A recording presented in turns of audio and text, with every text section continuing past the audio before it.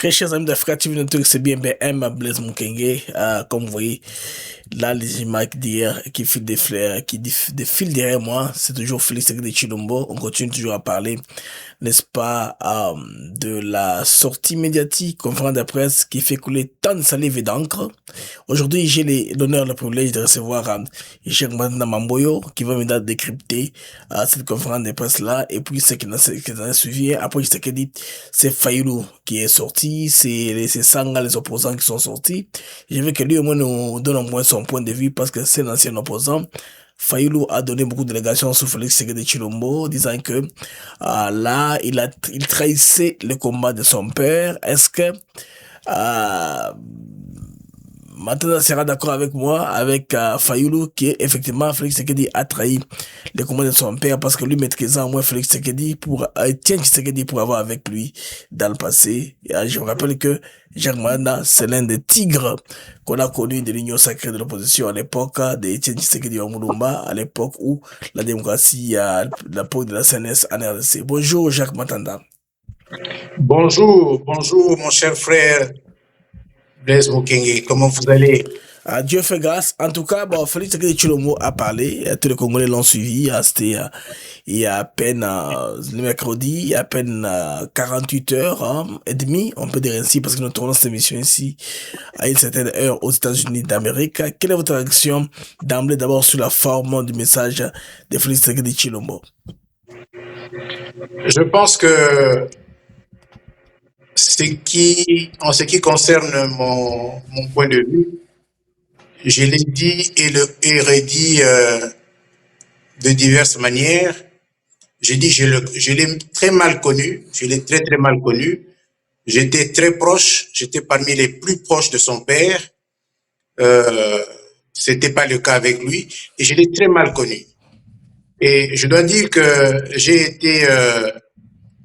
c'est un être humain, il a des défauts, il a des qualités, ce n'est pas un ange, mais je dis, je l'ai découvert, je continue de le découvrir d'une manière très très intéressante, surtout quand je dois dire ici que je m'exprime sur vos antennes comme un tenant de la dynamique, un tenant du projet de société de la réconciliation nationale intercongolaise tel que prescrit par le véritablement dialogue national intercongolais, la conférence nationale souveraine.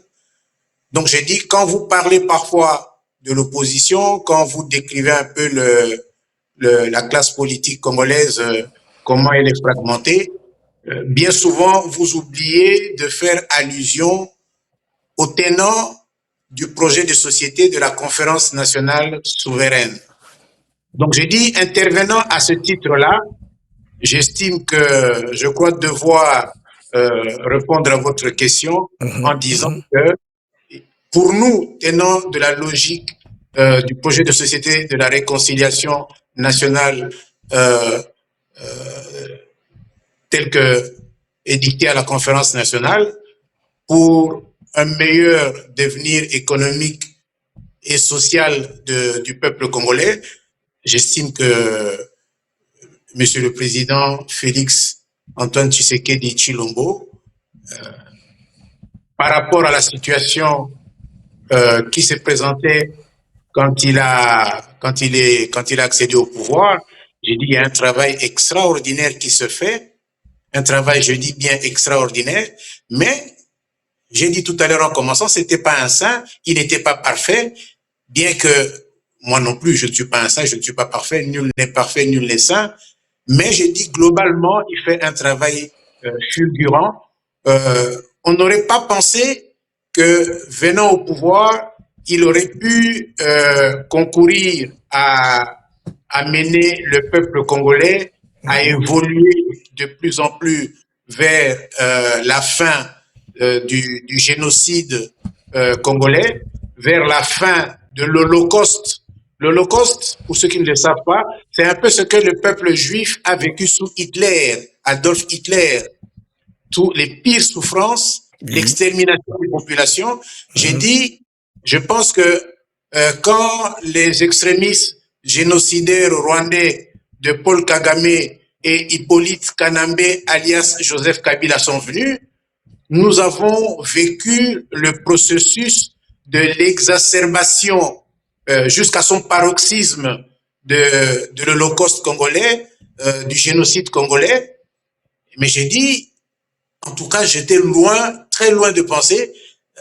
J'ai été très agréablement surpris, je dis, de la méthodologie de travail qu'il a énoncée à Washington, en disant que pour réussir dans la démarche telle qu'il a menée, il nous fallait absolument évoluer vers un modus vivendi positif avec l'administration américaine, bien que quand il est arrivé, l'administration américaine qui était en place était de mèche avec Paul Kagame, Hippolyte Kanambe et les autres.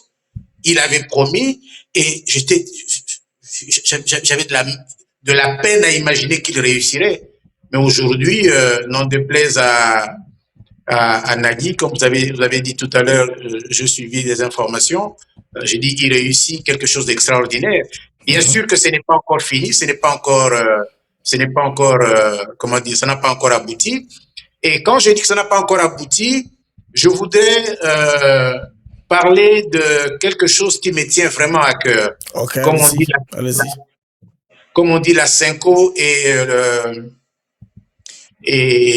comment dire, l'ECC. Vous savez, quand on parle de la Cinco et de l'ECC, on oublie de parler de Monseigneur Christophe Muzaliwa. Pour ceux qui ont connu l'évêque chrétien, Monseigneur Christophe Muzaliwa, ils vont se dire que dans la Cinco, il y avait deux ailes. Il y avait l'aile des, comment dire, des vendus, l'aile de traître à la nation, c'est-à-dire le Monseigneur Ambongo, c'est-à-dire les traîtres et les vendus aux extrémistes génocidaires rwandais. Et il y avait ceux qui amenaient le peuple vers la logique de la libération dans l'Église catholique. Et l'un d'entre eux, en tout cas le plus illustre, c'était Monseigneur Christophe Muzaliwa. Je demanderais vraiment aux médias en place dans le réseau congolais de faire des investigations pour connaître un peu qui était Monseigneur Christophe Muzaliwa et savoir un peu ce qu'il professait. Ce que professait Monseigneur Christophe Muzaliwa n'a rien, absolument rien à voir avec les trahisons du groupe des dirigeants catholiques autour de Monseigneur Ambongo. Vraiment, vous vous rendez compte. Et d'ailleurs, c'est pour ça que celui qui a tué Monseigneur Christophe Muzaliwa, c'est justement Kagame. Et nous sommes, moi personnellement, et nombreux sont ceux-là, très désagréablement surpris de voir Ambongo et d'autres, évêques congolais partir rencontrer Kagame, sourire avec Kagame, se laisser, corrompre financièrement par Kagame et essayer de pouvoir passer sous silence le génocide, l'extermination de près de 20 millions de Congolais. Et si vous voyez par exemple le dernier message de Monseigneur Christophe Muzaliwa, le jour où on l'a tué, enfin 2-3 jours avant qu'on l'a tué, son message n'a rien à voir avec la démarche de la Cinco version Monseigneur Ambongo. Okay. Donc j'ai dit, ce sont ces genres de trahisons. Et quand on va du côté du ECC, on va voir Monseigneur David Ekofo, beaucoup l'ont appelé pasteur, il est évêque. Monseigneur David Ekofo, dans la dernière prière qu'il a fait au Congo, avant qu'il puisse sortir du pays en catimini pour s'exiler aux États-Unis, écoutez son message, écoutez son message. Si de temps en temps, nos radios en ligne pouvaient reprendre, par exemple, le discours de Monseigneur David Ekofo, le peuple serait édifié. C'est-à-dire que quand on suit tout ce qu'on suit, on a comme l'impression que le pays était très bien, tout allait très bien, et le président Félix Antoine Tshisekedi Tshilombo est venu détruire. Je vous dis, suivez Monseigneur David Ekofo dans son dernier discours qui a fait qu'il a dû fuir le pays. Autrement, on allait soit l'empoisonner, soit l'achever autrement. Donc voilà un peu d'entrée de jeu en essayant de dire que nous sommes les tenants du projet de société de la réconciliation nationale congolaise, de l'essor du développement économique congolais et du bien-être social quotidien des populations congolaises. Et j'ai dit, c'est comme ça que je viens entrer en la matière dans cette interview, dans cet échange de vues que je vais avoir avec vous. Alors, dans les fonds de la conférence des prêts du chef de l'État, il y a des sujets très clés. Il a parlé de l'échéance au devant de nous, de 2028, la probabilité qu'il n'y ait pas élection parce qu'il y a la guerre. Pour d'abord faire de bonnes élections, il faut qu'il y ait un climat de paix. Et puis, comme ça, il y a une probabilité qu'on ait au référendum. Il a dit, je ne suis pas preneur. Je suis pas demandeur d'un troisième mandat, mais si les conditions sont réunies par les peuples pour me donner un, je serai preneur. Alors, à ces trois choses-là, comment est-ce que vous réagissez? Je pense que cette question abordée dans le grand entretien qu'il y a eu, je pense, répondant à cette question de manière précise, je ne pourrais pas m'empêcher de ne pas l'aborder par le commencement, par la tête, quand il parle de la Constitution.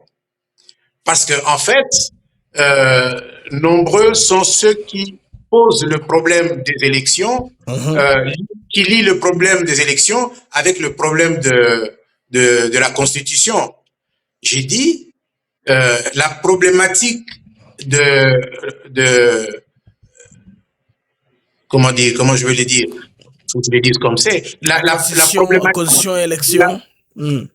problématique de l'abolition, de l'éradication de cette constitution, je pense que c'est un préalable absolu.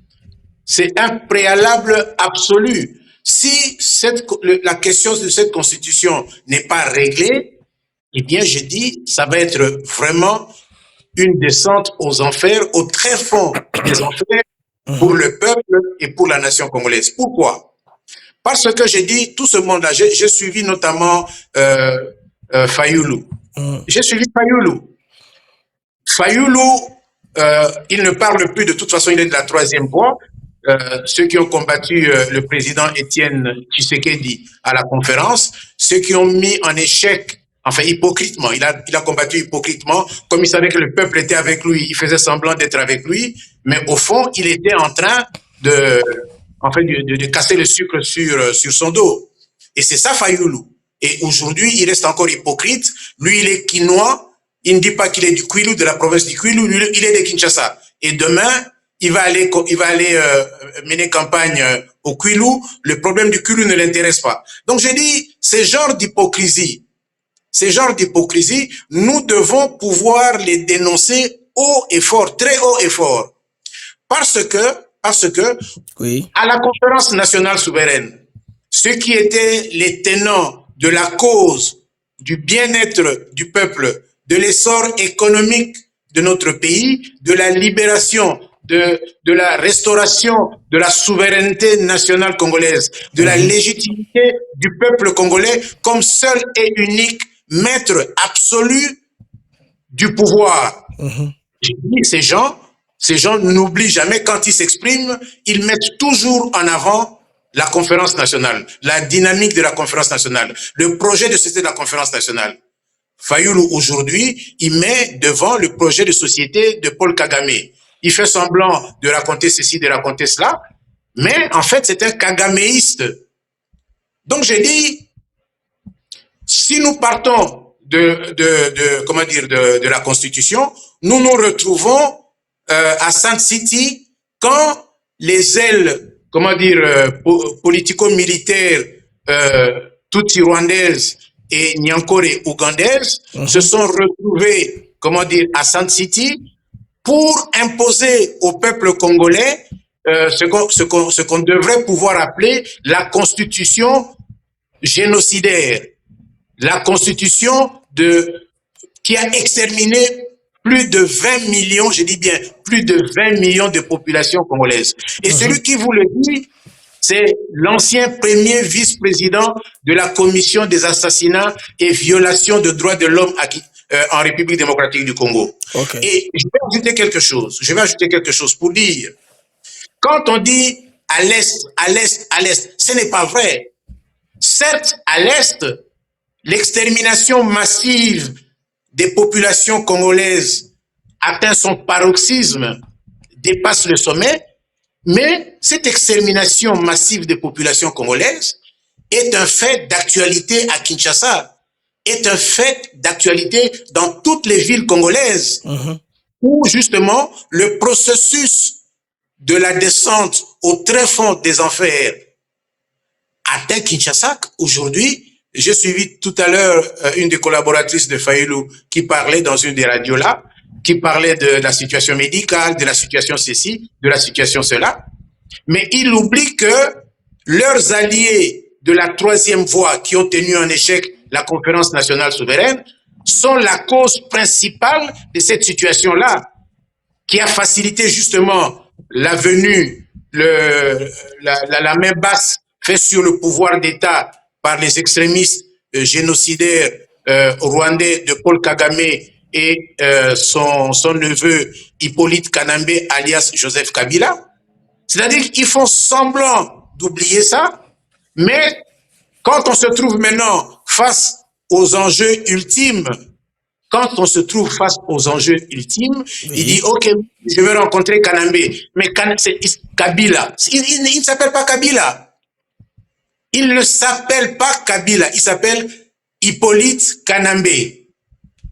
Alors, on fait semblant d'ignorer son vrai nom, on fait semblant d'ignorer son identité, et on lui donne des noms pour pouvoir endormir, distraire le peuple par rapport à l'un des tenants du génocide congolais.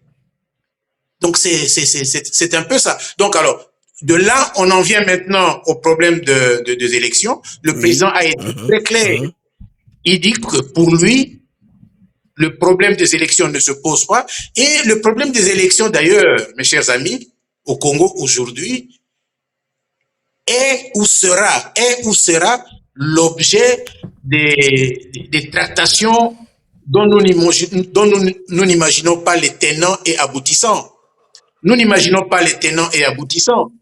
C'est des problèmes très complexes qui vont faire intervenir énormément des parties prenantes à la problématique congolaise. Et comme d'habitude, comme Louis Michel est venu au Congo, le Belge Louis Michel est venu au Congo pour installer Kanambe au pouvoir, j'ai dit, dans ce qui va se passer, il va y avoir énormément de conciliabules. Donc nous ne pouvons pas automatiquement lier la problématique de l'éradication de la constitution génocidaire en place avec cela. Et j'ai dit, et je l'ai dit la fois passée, celui qui est tenant de prérogatives consacrées par l'article 69 de la Constitution, c'est quelqu'un, et avec son gouvernement, qui ont accès à un certain nombre d'instances où justement ce problème va être posé, ce problème va être réglé, et jamais au Congo, jamais. Si nous avons connu au Congo des élections, comme qui dirait à la limite, véritablement démocratiques, transparentes et libres, c'était en juin 1960. Okay. En juin 1960. Et on a vu que l'élu de juin 1960, Patrice Emery Lumumba, il a été tué. Il a été tué. Toutes les élections qui ont eu, les dernières élections qui ont eu avec Hippolyte Kanambe, c'était une élection sous l'égide de la constitution criminogène, la constitution génocidaire, la constitution des voleurs, des kleptocrates. Et moi, j'ai connu Hippolyte Kanambe, alias Joseph Kabila, à Goma. Ok. En 1996. 96, je dis bien. Et en 97, on m'expulsait de Goma. Mais c'était un pauvre type, je vous dis, un pauvre type. Un pauvre type, un pauvre type. Il n'avait rien, absolument rien. Oui, mais si aujourd'hui, oui. Mais un pauvre, je dis bien pauvre type, pas pauvre, mais pauvre. Tellement il était un malheureux gars. Mais aujourd'hui, qu'on puisse en parler comme l'une des plus riches personnes de la planète, ça c'est vraiment un voleur patenté. J'ai dit, c'est ça le drame de la classe politique congolaise. Le drame de l'élite politique congolaise. Un vol. Non, ça dépasse tout entendement. Rentrons dans le sujet. Vous pensez que les élections, les reports sera justifié compte tenu des enjeux des préalables au devant? Donc, Félix Tshisekedi en influence ça, vous pensez qu'il a raison? Mais j'ai dit, tel que les choses se présentent aujourd'hui, avec la dégradation. J'ai dit tout à l'heure, je parlais en termes de descente au tréfonds des enfers. Avec la destruction du cadre de vie, la destruction quasi totale du cadre. Tout le monde au Congo n'est pas à l'étranger en exil comme nous sommes, où il y a des prises en charge médicales, où il y a des prises en charge financières, ou des choses comme ça. Au Congo, c'est dur. C'est extrêmement dur. Donc j'ai dit, s'il faut aller aux élections aujourd'hui, il y a des préalables à remplir pour créer les conditions objectives, tant soit peu objectives, pour pouvoir gérer les impératifs, des élections. Donc, en ce qui me concerne personnellement, j'estime que on a vu Hippolyte Kanambe, alias Joseph Kabila, le Rwandais. La constitution pour laquelle je vois certains aujourd'hui prêts à couper leur tête, pour que ces élections ne soient pas, reportées, poussées, avoir lieu dans le délai.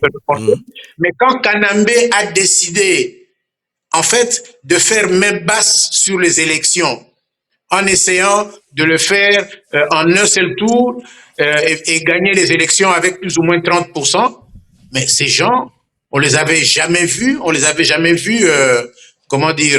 s'exciter comme ils sont en train de le faire aujourd'hui. Par contre, ils ont aidé Hippolyte Kanambe, alias Joseph Kabila, à tailler la constitution sur mesure. Vous me complétez et merci pour cela. Oui. Il a réformé la constitution sur mesure et il a fait, en fait, avec ses affidés. Donc j'ai dit, aujourd'hui, le tenant des attributs de la légitimité populaire, des attributs de la souveraineté nationale, doit apprécier et voir comment il va devoir concourir à gérer un certain nombre de questions. Et j'ai dit, le préalable qu'avance le président de la République, dire que avant d'évoluer vers là, il faudrait un référendum est très important. Kanambe n'a pas eu recours à un référendum. Donc, j'ai dit, ce qui est important, c'est que chacun, le moment venu, devra assumer ses responsabilités. Ces gens qui viennent crier à Kinshasa et qui se disent être de la province du Kwilu et ils ne font rien au Kwilu et le peuple est en train de, je ne veux pas dire le terme énorme, le peuple est en train de broyer du noir, si je peux me limiter à cela. J'ai dit ces genres d'hypocrites politiques, vraiment je veux bien qu'ils gardent ça pour eux, parce que là, il vaut mieux maintenant que nous entrions sur le débat politique ou le débat politicien pour essayer de clarifier la chose. Nous sommes à 30 ans d'un processus d'extermination massive des populations. Les conditions sanitaires, les conditions médicales au pays sont les moindres au monde. La Banque mondiale a établi que le Congo, c'était le pays le plus pauvre du monde, la Banque mondiale. Je pourrais retrouver la référence et vous la donner. Il est récent, je pense bien peut-être à peu près 3 mois comme ça. Donc j'ai dit, c'est pas un problème qui va se réfléchir parce que les, comment dire, les corrompus de Paul Kagame ou de Hippolyte Kanambe, pour pouvoir hausser leur rémunération, tiennent à ce que les choses se passent comme Kanambe et Kagame, les extrémistes génocidaires rwandais le veulent. Alors, maintenant, il y a un débat qui est lancé. Il y a les opposants qui ne sont pas d'accord. On est allé un pas ordre touchant. Martin Fayulu Tshisekedi et ainsi de suite. Est-ce que les opposants ont-ils raison d'opposer à Félix Tshisekedi les changements de la constitution? Parce que la démocratie, il faut la définir ainsi. Parmi les griefs que Martin Fayulu oppose à Félix Tshisekedi, c'est qu'il a trahi le combat de son père, Etienne Tshisekedi Wamuluma. Vous étiez de jeunes tigres de l'Union sacrée à l'époque. Vous étiez proche d'Etienne Tshisekedi. Jeune turc, je veux dire. Turc, pas tigre, turc. Proche d'Etienne Tshisekedi Wamuluma. Pensez-vous que Félix Tshisekedi a réellement trahi le combat de son père, comme ici l'insinue Martin Fayulu, parce qu'il était clair qu'il a trahi le combat de son père. Lui, c'est quoi? Lui, il n'est pas lumumbiste, il est tshisekidiste. C'est le courant de pensée auquel lui-même en tout cas, il s'est identifié. À un moment, il a même dit que c'est lui qui avait ressuscité les DPS qui étaient déjà presque dans les oubliettes. Vous pensez que Félix Tshisekedi il a ressuscité à un moment l'UDPS qui était dans les oubliettes à un moment dans le combat des revendications. Il est gonflé s'il dit qu'il a ressuscité l'UDPS. Il est vraiment gonflé, il doit vraiment être un peu modeste. Il doit vraiment faire l'effort de la modestie. Il a ressuscité l'UDPS. Alors, Félix Tshisekedi a-t-il trahi le combat de son père? Vous connaissant Papa Tshisekedi en particulier. Est-ce que Félix a-t-il trahi le combat du père? Je commencerai par dire ceci. Quand je quitte le Congo, début 1993, oui, je suis l'un des plus proches collaborateurs du président Etienne Tshisekedi. Je suis l'un des plus proches. S'il y en avait 3, j'étais l'un des 3. S'il y en avait 2, j'étais l'un des 2. Et vraiment, je le dis sans fausse modestie, j'aimerais bien que j'en débatte avec quelqu'un. Je pense que au-delà des attitudes que je déplore, que je regrette, que j'ai eues par rapport à la famille du président Tshisekedi, je pense que Maman Marthe pourra témoigner. J'étais avec le président presque chaque jour quand j'étais à Kinshasa, jusqu'à 1h, 2h du matin, en train de discuter, en train d'envisager ceci, en train de parler de cela. Chaque jour. J'ai dit presque chaque jour quand j'étais à Kinshasa. Donc j'ai dit, si aujourd'hui, et j'ai même dit aux gens, j'ai dit, mais c'est terrible, les gens qui sont morts, ils ne sont pas morts. Parce que Félix, je ne le connaissais pas comme ça, il a vraiment repris le réflexe de son père. Il a repris les réflexes politiques de son père. Je l'ai dit aux gens. Je pense qu'il y en a certains avec qui je discute. Oui. J'étais très dur avec lui. Vraiment, il pourra le dire qu'il ne m'apprécie pas beaucoup parce que je n'avais pas toujours été tendre avec lui. Mais je ne m'attendais pas à ce qu'il puisse développer des attitudes du genre de ce qu'il est en train de développer. Bien que, comme j'ai dit, il y a des améliorations à apporter, il y a des choses à faire, qu'il n'est pas parfait, mais j'ai dit globalement, Fayulu n'arrive pas à s'achever. Je vais vous dire quelque chose. Fayulu, moi j'ai eu un problème avec Fayulu pendant que je suis en exil ici, aux États-Unis. Lequel je vais vous raconter, je vais vous le dire, Fayulu, quand il venait aux États-Unis avec ses amis extrémistes génocidaires rwandais, comme les Rubero et consorts, ils allaient visiter les sénateurs américains ensemble. Et une fois, on me le dit, je l'ai dénoncé dans une des radios en ligne ici aux États-Unis. Je l'ai dénoncé haut et fort. J'ai dit, mais ce type est en train de nous tourner en bourrique. Il va régler des problèmes avec les extrémistes génocidaires rwandais comme les Ruberois, avec des sénateurs américains. Et quand il vient ici, il nous trompe. Je l'ai dit dans une radio. Il a fallu que lors de l'un de ses prochains voyages, il vienne aux États-Unis et on a réglé ça un peu dans le cadre du village Kwilu, village provincial Kwilu. On en a parlé. Moi, je lui ai dit, écoute, moi, la chose m'a été dite par un tel, un tel, un tel. Il m'a dit non, c'est des gens qui veulent nous opposer. C'est comme ça qu'ils viennent te raconter des cracks à mon sujet parce qu'on sait comment tu es, et ci et ça. Et on a aplani et on est reparti ensemble. Et quand je vois comment il évolue aujourd'hui, j'ai dit vraiment, il n'a pas changé. Il n'a pas changé, c'est vraiment... Quand je vois ce monsieur, il ignore même tout de ce que je disais tout à l'heure de Monseigneur Christophe Moziliwa.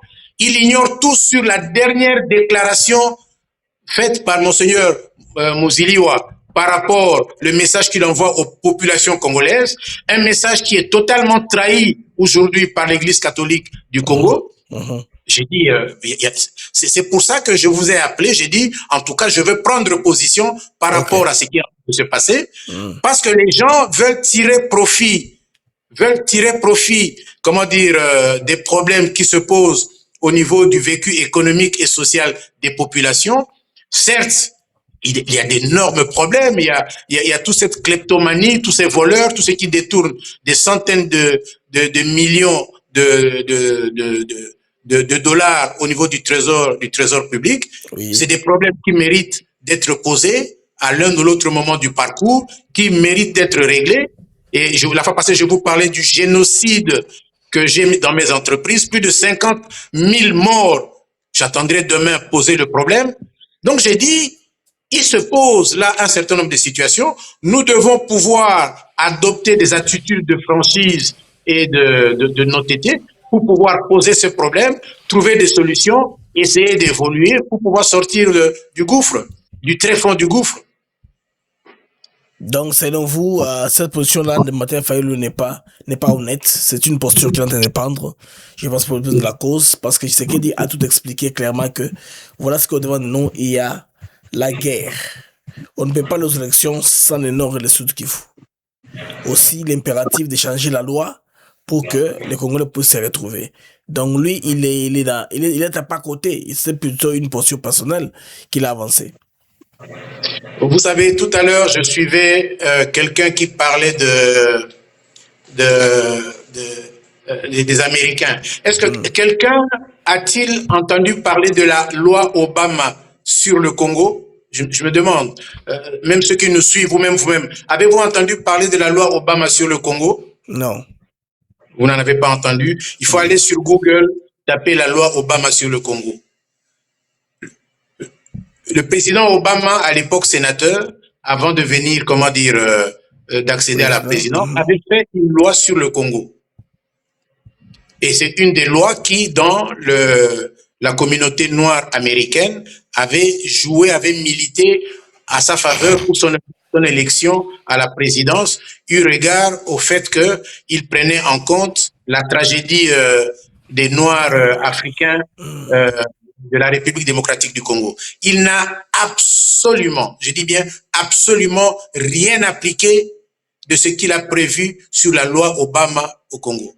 Je ne parle pas du président Bill Clinton qui a concouru à mettre en échec la conférence nationale souveraine. La liste est longue, je peux encore y aller. J'ai dit, je ne suis pas américain, je suis congolais de la République démocratique du Congo. Pour ma sécurité, j'ai quitté le pays. Mais j'ai dit, j'interviens dans les débats politiques qui sont en cours au pays. Et j'ai dit, au jour d'aujourd'hui, n'eût été la venue au pouvoir du président Félix-Antoine Tshisekedi Tshilombo, je pense que le Congo n'existerait plus. Le Congo n'existerait plus. Pourquoi? Parce qu'aujourd'hui, on parle de Goma et Bukavu occupés. Ce n'est pas une affaire d'aujourd'hui. C'est une affaire qui date d'il y a 30 ans. Quand ces gens sont venus au Congo et qu'ils ont tué, comment dire, le général André Kissa Sengandu, qui était le principal initiateur du processus qui est devenu, comment dire, la FDL, quand Laurent Désiré Kabila a accepté de trahir le Congo en allant d'accepter que Hippolyte Kanambe, le fils de son ami, était son enfant, il ne l'a jamais adopté. Il ne l'a jamais adopté. Il n'est pas d'abord son enfant biologique. Il ne l'a jamais adopté. C'était accepter que Kanambe était son fils, était le préalable pour qu'on le laisse succéder à Kissa Sengandu comme porte-parole de la mouvance AFDL qui s'est créée. Et voilà, les gens à qui il avait accepté ce marché ont dû l'éliminer. Donc j'ai dit, nous Congolais, dans notre discours, dans nos attitudes, dans nos façons de faire, nous devons être rigoureux dans ce que nous faisons, dans ce que nous disons. Si nous ne le faisons pas, et alors là je rejoins justement, comment dire, votre question de tout à l'heure, j'ai dit, en politique, il y a une marge de manœuvre que l'on a. Si à un moment donné, on l'atténue, c'est pour pouvoir passer au travers d'une rive et très vite le remettre en exergue pour avancer. Et c'est comme ça qu'on a travaillé, et c'est comme ça que le président Tshisekedi a travaillé, c'est comme ça que Félix est en train de travailler. Mais j'ai dit, vraiment, je m'empresse de dire que personne ne dise que Félix est à l'abri de toute critique. Comme tout être humain, il n'y a que Dieu qui est parfait. Alors, dans notre dernier numéro, vous aviez suggéré à Félix Tshisekedi de carrément passer à un coup d'État constitutionnel. Alors, l'événement du 6 mai, vaut-il son pesant d'or, peut-être considéré comme peut-être que une autre forme de coup d'État constitutionnel que vous aviez suggéré d'ailleurs? J'ai dit, si vous me permettez, à mon humble point de vue, la résorption, résoudre le problème crucial, le problème qui se pose aujourd'hui au Congo, exige envers et contre tout une rupture, une révolution, une rupture avec le système AFDL, une rupture totale. Tant qu'il n'y a pas de rupture, si on veut apporter des aménagements à la constitution génocidaire, kleptocrate et voyoucrate, si je peux dire, des extrémistes génocidaires Nyankore ougandais et Tutsi rwandais, si on veut amener de réformes à cela, ça ne va pas marcher. Il faut aujourd'hui rompre avec cette constitution et justement, je reviens encore à Fayoulou. Si il prétend parler de la conférence nationale pour tromper le peuple congolais, il sait qu'à la conférence nationale, le président Liao Eboa et un groupe des constitutionnalistes congolais avaient concouru à la rédaction d'un projet de constitution. À la limite, il aurait dit non, je pense que il faut toucher la constitution, il faut abandonner la constitution génocidaire des Rwandais et des Ougandais, reprendre notre constitution élaborée à la conférence nationale. Je pense que l'alternative pourrait être celle-là. Et si aujourd'hui, je proposerai cela au président de la République, si aujourd'hui une option comme celle-là peut être, reprise, j'ai dit, ça sera ça aussi le coup d'État. Parce que le coup d'État, c'est pas nécessairement avoir des armes, c'est de marquer une rupture totale, une rupture radicale avec le système génocidaire, le système politique génocidaire, les systèmes politiques kleptocrates à la tête du pays. On a signé le contrat, on a signé les accords avec la Chine. Comment ils ont appelé ça? Les accords du siècle, je pense bien, oui. Les accords du siècle, quelque chose comme ça. Qu'est-ce qu'ils ont fait au Congo? Qu'est-ce qu'ils ont fait au Congo? Mais tout l'argent qui devait venir au Congo, ils ont construit des immeubles au Rwanda. Ils ont construit des routes au Rwanda. Qui est-ce qui en parle? Qui est-ce qui en parle? Ah oui. Bon, maintenant, je voudrais qu'on aille un peu à une autre question très importante. Les Américains, la semaine dernière, venaient de sanctionner Joseph Kabila. Vous pensez que cela va aider à mettre fin à la violence qui est à l'Est ou la fin de la guerre? Est-ce que les raisons qu'ils ont invoquées vont-ils réellement l'affaiblir pour, n'est-ce pas, affaiblir les financements de la guerre? Justement, c'est-à-dire que la kleptomanie, c'est-à-dire la manie de voler à l'extrême, qui a été, une manie qui a été reine au Congo pendant 18 ans avec Hippolyte Kanambe. Il faut toujours Hippolyte Oui, pour le Kanambe à Kaname, oui. Ok. il faut vraiment délégitimer, comment dire, l'escroquerie de Joseph Kabila. Donc j'ai dit, c'est quelqu'un qui a volé systématiquement. En 7 ans, en 8 ans, nous voyons comment les routes sont en train de se faire au Congo. Nous voyons comment les choses sont en train de venir, sont en train de... La réhabilitation est en route, en même temps que l'effort de guerre est en train de se poursuivre, au-delà de tout ce qui est en train d'être volé au niveau du trésor public. J'ai dit, ce petit voleur rwandais a pillé le pays comme vous ne pouvez pas imaginer. Et aujourd'hui, nous avons aux États-Unis, comment dire, d'Amérique, comment dire, un chef d'État qui, dans la gestion de sa politique interne, comment dire, américaine, s'est rendu compte de cela, se rend compte que le Congo est en train de solliciter des apports financiers extérieurs, mais nous estimons qu'à ce niveau-là, il y a un problème sérieux.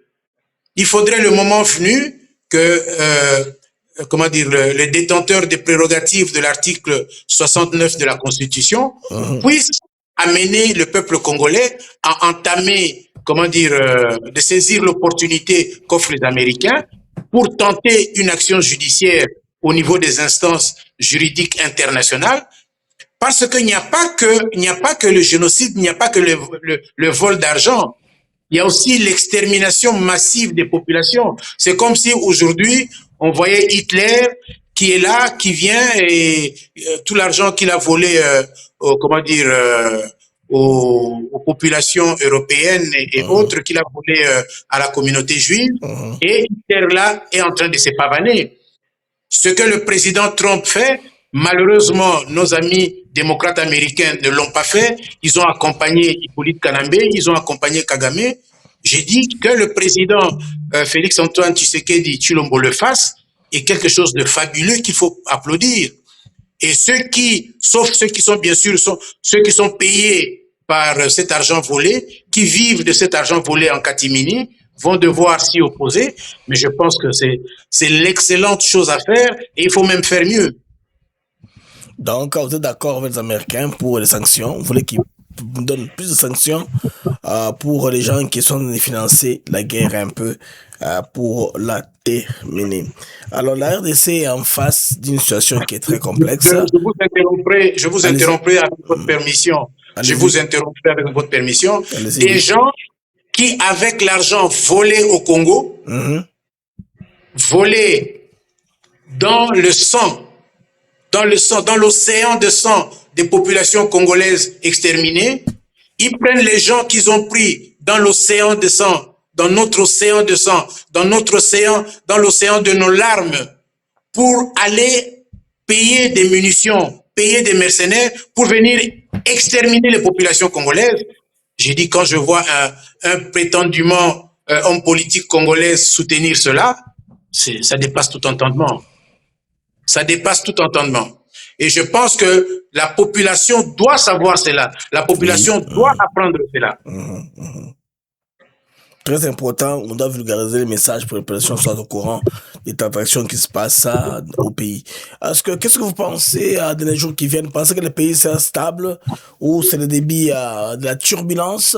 Est-ce que vous pensez, vu tout ce qui vient de se passer ici, comment est-ce que vous présagez l'avenir? Vous pensez que la turbulence va s'accentuer ou la calmie est prochaine? Ce que je veux simplement dire, c'est que les valets des extrémistes génocidaires rwandais et ougandais, comme les Fayulu et les autres, j'ai dit, ils peuvent crier. Nous demanderons plutôt que vous, médias, vous nous accordiez. Vous insinuez que les Fayulu sont les vassaux valets des Rwandais et des Ougandais? Pas des valets des Rwandais et des Ougandais, les valets des extrémistes terroristes et génocidaires rwandais et ougandais. Il faut toujours ajouter génocidaires. Il faut toujours ajouter génocidaires, extrémistes. Il faut toujours ajouter cela. et kleptomane, kleptocrate. Il a continué, vous disiez, ah oui, les valets, autant qu'ils seront là. Donc j'ai dit, on doit s'en tenir à cela, on doit s'en tenir absolument à ça. Et ce qu'il faut aujourd'hui, et je suis très content en fait de la campagne médiatique qui se fait dans les réseaux sociaux, il faut qu'on aide la population congolaise. La lutte aujourd'hui n'est pas comme elle était en 1959 avec les papas Kasavubu, les papas Lumumba et autres. Non, les papas Ngalula, les papas Tshisekedi, et les papas, Pierre Moulele. La liste est longue, vraiment, je m'excuse que je ne pourrais pas les citer tous. La lutte qui menait en 1960.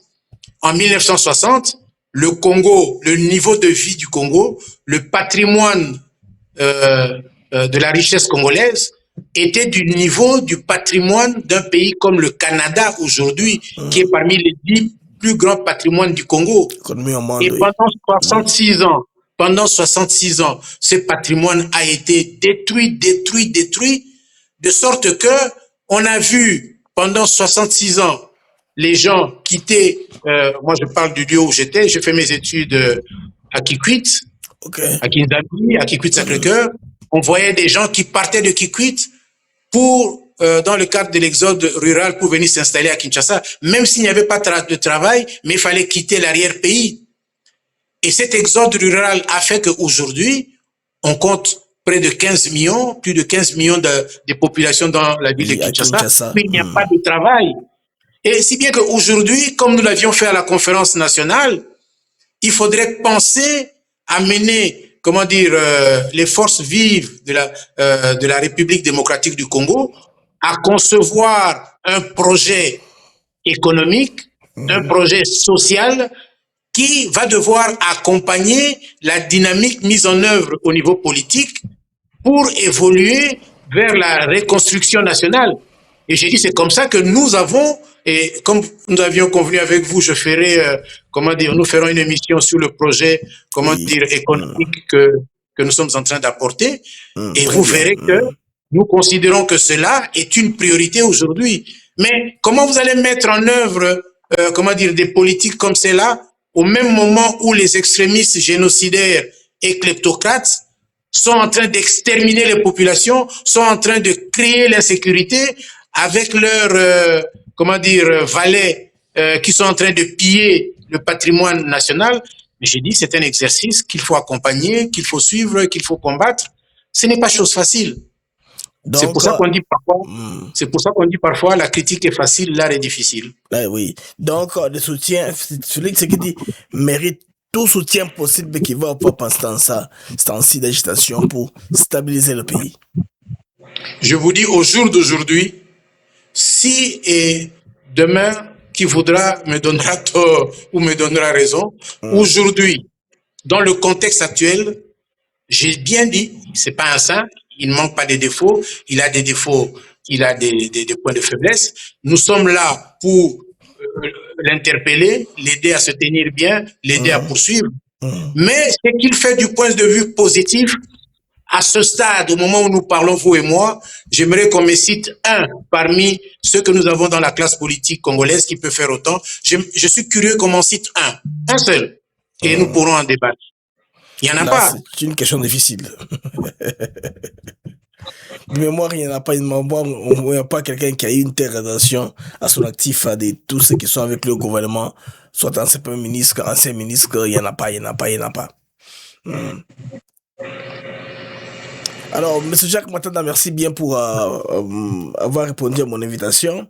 Quel est le mot de la fin pour clôturer notre entretien de ce soir d'aujourd'hui? Le mot de la fin, en ce qui me concerne, ce que je souhaiterais vivement, j'aimerais vivement que les amis, les compatriotes qui ont en charge la conduite des affaires de l'État puissent, j'ai beaucoup apprécié, le dernier jeu d'interview, questions-réponses des populations par rapport au président de la République. C'est des choses qu'il faut faire souvent. Pas seulement le président lui-même, mais certains de ceux... J'aime bien parfois quand je vois Jean-Pierre Bemba, le ministre Jean-Pierre Bemba intervenir, qui apporte bien souvent des éclairages utiles qui permettent aux gens de pouvoir se ressaisir, de pouvoir recalibrer, et des silences au niveau les plus élevés du pouvoir dirigeant, les longs moments de silence, le long moment d'absence d'explication ne contribuent pas à pouvoir consolider la population dans son engagement, dans sa fidélité à la lutte pour la libération. Merci bien, Jacques Matanda, pour avoir participé à ce programme de ce soir. C'est moi qui vous remercie. Les amis, là, c'était Jacques Matanda Mamboyo avec qui nous avons eu un entretien. Alors, on se revoit pour une autre production, toujours avec le même plaisir, sur la même chaîne avec Jacques Matanda. Au revoir et à plus tard.